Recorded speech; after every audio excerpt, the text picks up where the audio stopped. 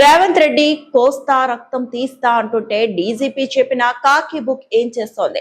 రేవంత్ రెడ్డిని కోస్తామని మనం అంటే పోలీసులు ఊరుకుంటారా? కేసులు పెడతారు కదా. హింసను ప్రేరేపిస్తే, క్రిమినల్ మాటలు మాట్లాడితే కేసులు నమోదు చేయాలి కదా. మరి పోలీసులు కళ్ళు మూసుకుపోయాయా అని హరీష్ రావు ప్రశ్నించారు.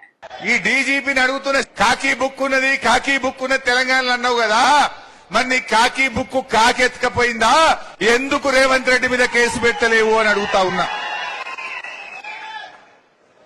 ఎవరినన్నా కోస్తా రక్తం జల్లుతా అని మాట్లాడితే ఊకుంటారా? నువ్వు మాట్లాడితే నువ్వో నేను ఎవరైనా రేవంత్ రెడ్డి కోస్తాం రక్తం తీస్తాం రేవంత్ రెడ్డి అంటే దెబ్బ మన మీద కేసు పెట్టరా?